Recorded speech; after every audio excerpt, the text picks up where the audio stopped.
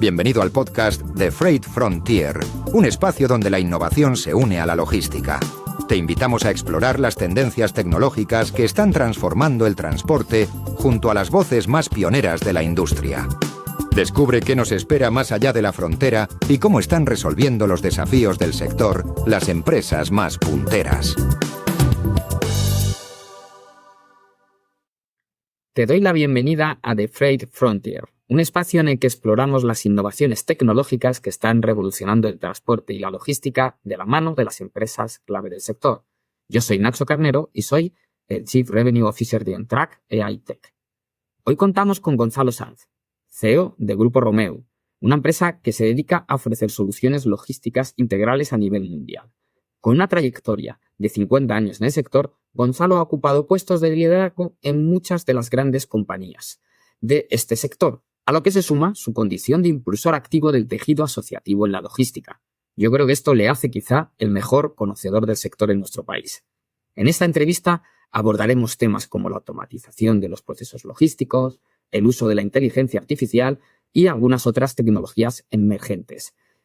Además, Gonzalo nos podrá hablar desde el enfoque de Grupo Romeu en su transición digital y su adopción de la IA para mejorar la eficiencia y generar nuevas oportunidades de negocio.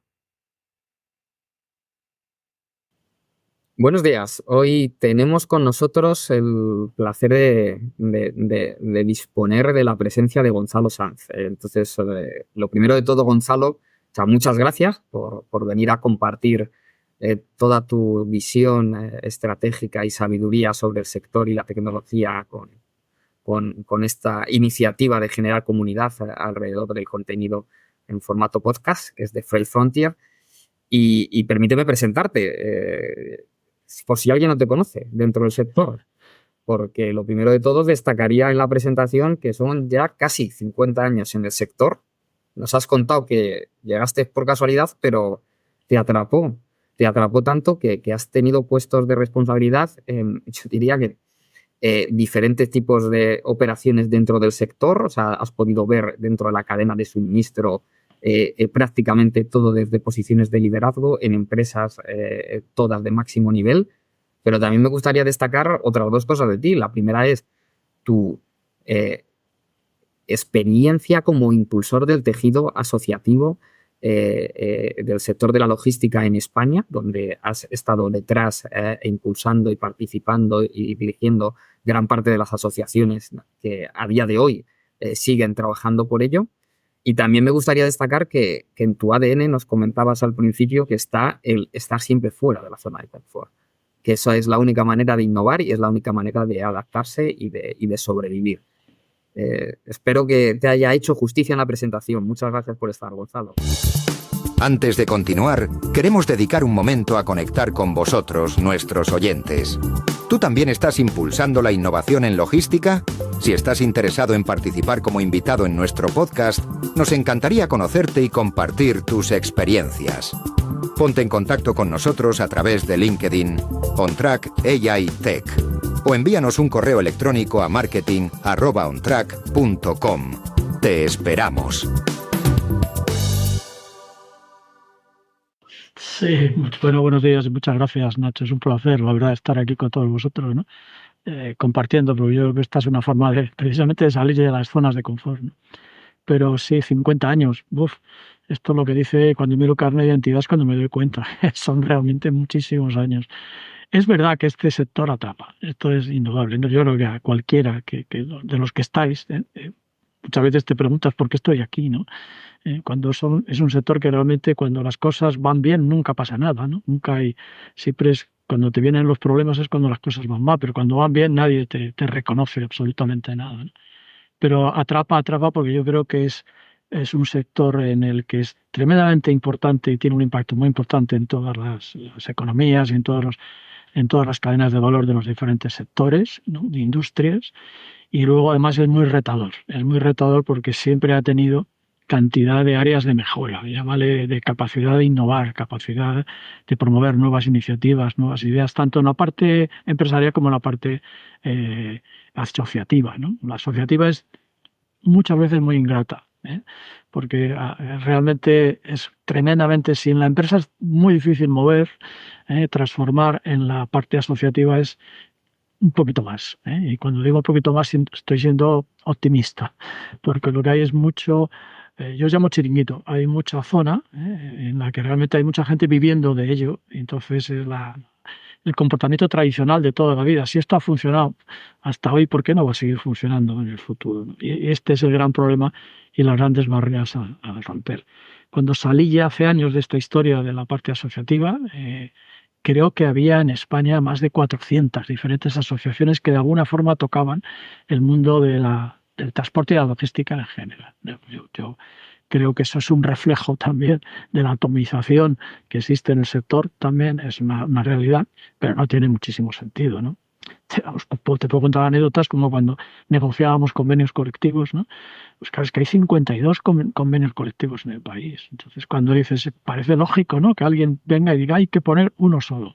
Dices, bueno, ¿y cuál vamos? ¿Al que lleva a máximos o al que lleva a mínimos? Habla con los sindicatos y ya verás cuál es la respuesta, que la tienen clarísima, ¿no?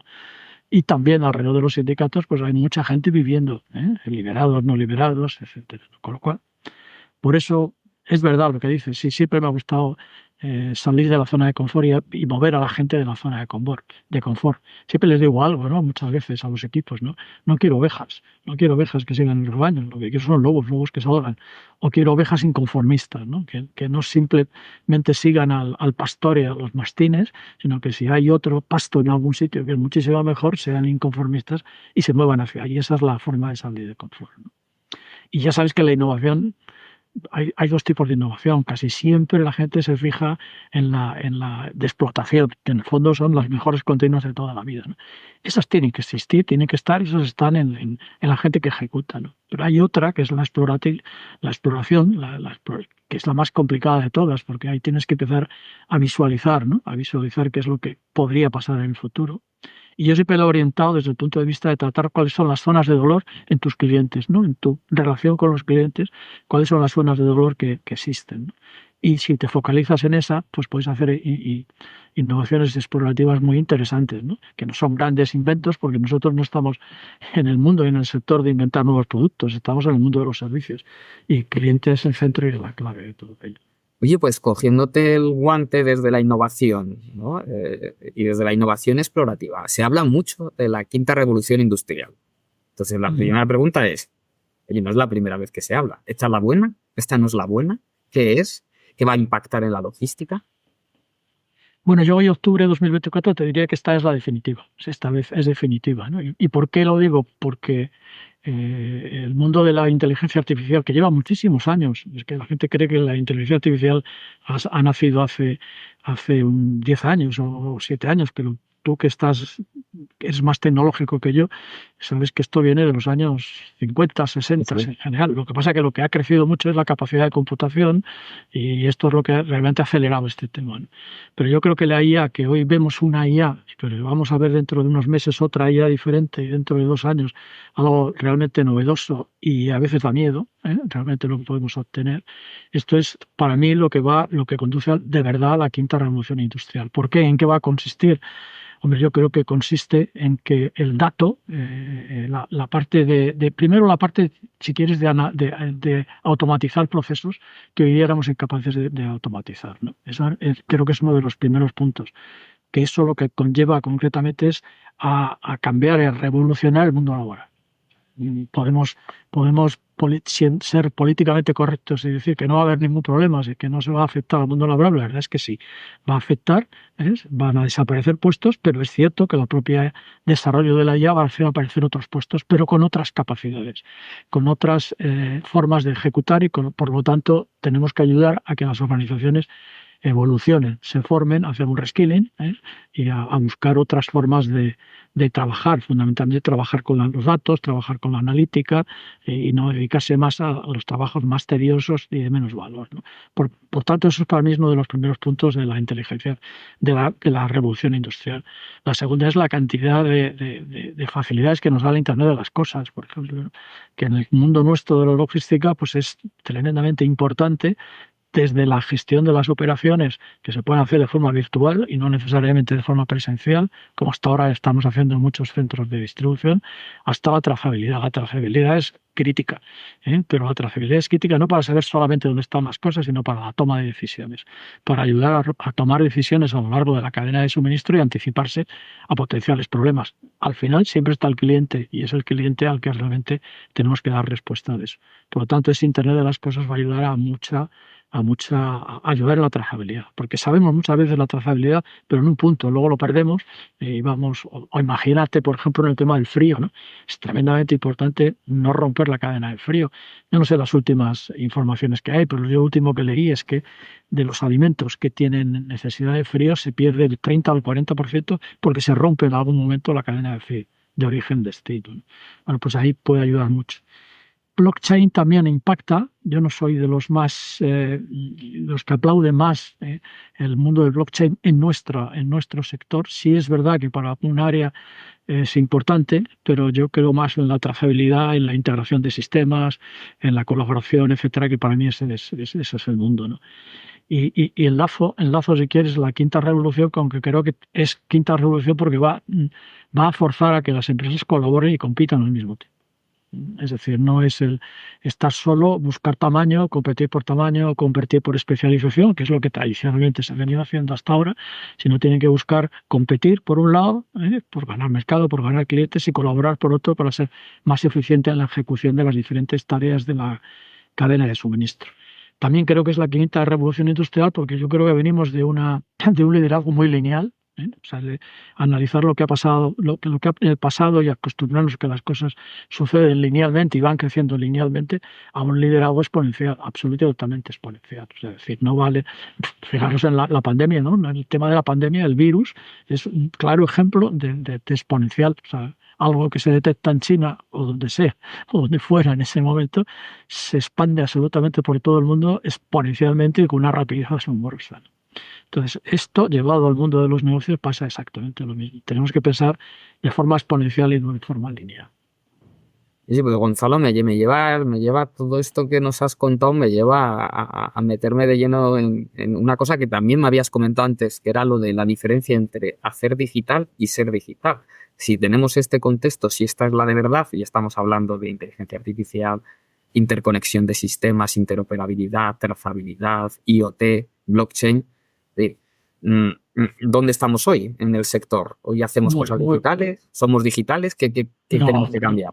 Pero no solamente el sector, yo creo que la sociedad, la industria en general, ¿no? La economía en general, hacemos digital, pero no somos digitales. Yo no sé el porcentaje, me imagino que pasará de un sector a otro, pero yo diría que no más de un 40% en general pueden estar haciendo de verdad siendo digitales, ¿no? Y la clave es el legacy, ¿no? No es la clave, sino digamos que la mochila que llevamos que nos arrastra y que no solucionamos es el legacy. Cómo migrar del legacy hacia soluciones más digitales en donde la intervención prácticamente humana es muy pequeña o inexistente, ¿no? Eso conlleva eso, migrar las soluciones legacy, que esto es importante y muy difícil, y por otro lado el cambiar la mentalidad de las personas, ¿no? Al final los procesos los diseñamos nosotros los humanos y los ejecutamos los humanos. Si no tienes mentalidad digital, diseñas un proceso al uso. Es verdad que le vas a meter mejoras, pero no diseñas un proceso de que prácticamente la intervención humana no exista, sino que es un proceso automático. Esta es la resistencia, no me gusta hablar de resistencia al cambio, pero más de la resistencia a la transformación, ¿no? Este es el gran problema. Yo creo que a los líderes, y en general ya no a los líderes, ya no hablo de los directivos, sino hasta cualquier persona de la organización, hay que retarles a que realmente cuestionen los procesos y que los conviertan en procesos digitales de verdad, sugiriendo temas para ponernos en marcha. La IA esto te ayuda un montón, levantando casos de uso, y cuando levantas un caso de uso siempre tienes que tener presente qué es lo que quieres obtener, ¿no? Y yo soy muy simple y lo veo solamente en dos caras de una moneda, ¿no? La primera es mejorar la eficiencia, y esto es un tema muy económico y muy de rentabilidad. Es evidente que cada euro que yo genero de margen bruto en una compañía, lo que quiero ver es qué porcentaje de eso me baja a bottom line abajo y remunera al accionista, ¿no? Entonces, creo que hay cantidad de procesos, cantidad de intensidad todavía de mano de obra que se hace de una forma que la IA nos puede ayudar. Por lo tanto, levanta casos de uso, trabaja en esa automatización y te da la eficiencia. Y la otra está relacionada con los modelos de negocio. Hoy hay a través del análisis, a través de la información, a través de la cantidad de información que puedes procesar, te pueden estar saliendo cosas, modelos donde realmente nunca has visto un negocio, ¿no? No es cuestión de inventar, sino es cuestión de analizar concretamente lo que decía antes, ¿no? La cadena con el cliente, analizar las zonas de dolor y ver cómo puedes resolver tú ese tema con una solución diferente, con un modelo diferente. Por eso creo que esta vez es inevitable, o sea, es decir, esta vez sí estamos.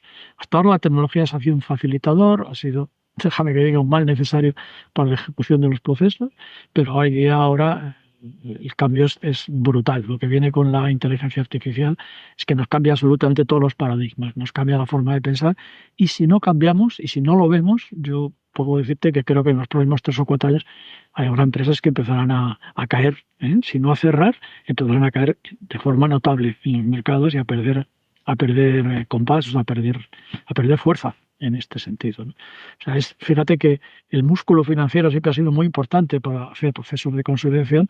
Yo diría ahora que sí, que sigue siendo importante, no voy a decir que no, pero la capacidad de absorber todos estos cambios, la capacidad de gestionar la información y los datos que tenemos y de ofrecer soluciones diferentes va a ser mucho más importante que la parte financiera.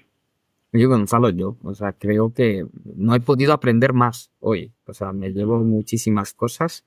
Yo me quedo, además, mensajes muy potentes.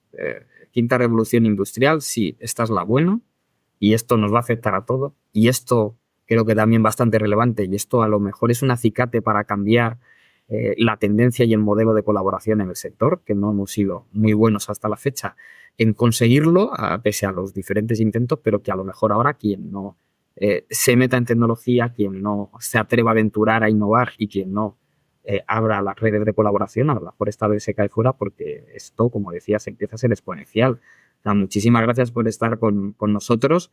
Yo creo que este podcast va a tener muchísimo jugo y nada, seguimos hablando, Gonzalo. Porque muchas gracias a vosotros por ofrecerme la oportunidad de compartir estos temas, porque yo creo que esto es muy positivo. Hay que despertar las mentes claro que sí. En esa idea. Muchísimas gracias.